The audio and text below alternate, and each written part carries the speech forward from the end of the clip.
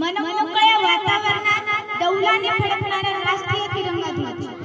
आजच्या कार्यक्रमाचे अध्यक्ष व प्रमुख पाहुणे व माझ्या शाळेतील सर्व शिक्षक वृंद, माझे प्रथम तथागत गुरु, माझे आई वडील आणि गावातील सर्व सन्माननीय मंडळी व माझ्या विद्यार्थी मित्रांनो, मी कुमारी पल्लवी तुकाराम लोणे, जिल्हा परिषद प्राथमिक शाळा मुंडगी येथे 8वी या वर्गात शिकत असून मी आपल्या पुढे 15 ऑगस्ट म्हणजे स्वातंत्र्य दिनाविषयी बोलणार आहे।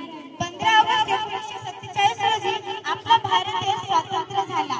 ती सकाळ म्हणजे प्रत्येक भारतीयासाठी अतिशय वेगळी अशी होती।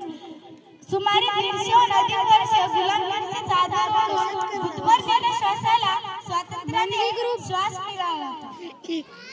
केवळ दिल्लीच्या त्या लाल किल्ल्यावर तिरंगा ध्वज फडकलेला नव्हता, तर तो प्रत्येक भारतीयांच्या हृदयात झळकलेला होता। आजचा हा सुवर्णमय दिन आपल्याला पाहण्यास लाभत आहे। मित्रांनो, पण या भारतीय स्वातंत्र्याची कथा फार मोठी आहे। मित्रांनो, सोशल मीडिया किंवा व्हॉट्सअप वरती स्वातंत्र्य दिनाच्या शुभेच्छा देणे म्हणजे देशप्रेम नव्हे।